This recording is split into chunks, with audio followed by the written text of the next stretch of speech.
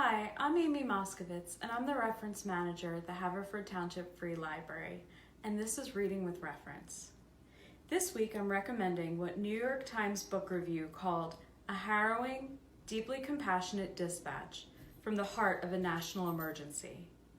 A masterwork of narrative journalism, interlacing stories of communities in crisis with dark histories of corporate greed and regulatory indifference.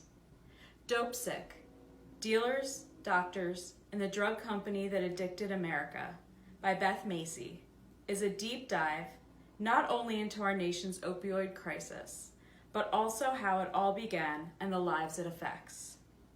The New York Times notes, quote, "This book is comprehensive, compassionate, and forceful. No matter what you already know about the opioid crisis, Dopesick's toughness and intimacy make it a must," unquote. And the Wall Street Journal said, quote, "Miss Macy focuses on Southern and Western Virginia, though the lessons of her massive narrative apply broadly. Macy embedded herself in the lives of 4 heartsick families whose children's lives were ravaged and sometimes lost because of opioid addiction. For those new to the topic, there is much to learn," unquote. While it's true that Dopesick focuses on parts of Virginia, we know that the opioid epidemic is pervasive, stretching to all parts of the country. Therefore, regardless of where the reader may reside, the reader can feel like this is unfolding in their neighborhood.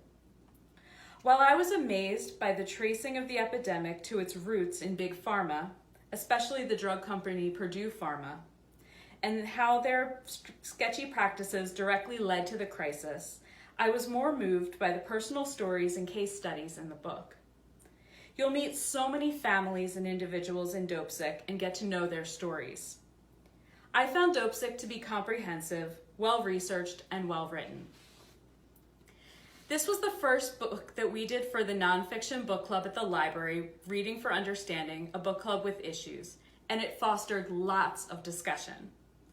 Goodreads encapsulated it well when they said Macy's endeavors to answer a grieving mother's question why her only son died and comes away with a harrowing story of greed and need. Macy's book is broken up into 2 parts. The first one focuses on her perception of how we got into the opioid crisis, and one about people who are affected. The first section was eye-opening to me, although I thought I knew about the role that pharmacies played in bringing these drugs to the forefront in the 90s and 2000s. Macy's research was thorough and profound.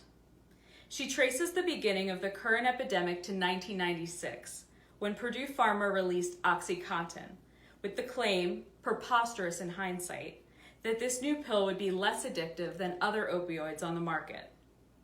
Learning how we got here, then hearing firsthand accounts of survivors and about families of those who suffered from addiction gave such a fascinating vantage point from which to consider this epidemic. The anecdotes which graced the pages drew me in as if it were a work of fiction, because I found myself getting attached to the people in the stories. The kids that got addicted, the parents who lost kids, the reluctant dealers, the families torn apart by addiction and death. Yes, these stories were heartbreaking and hard to read, but it is important to be aware of what is occurring in our country, state, and communities, and how we got here.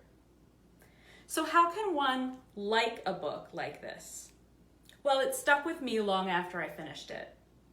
I was invested in knowing more about how we got here and what, if anything, I can do about it.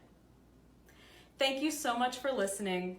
Read Dopesick by Beth Macy, and come back next week for more recommendations. Thank you.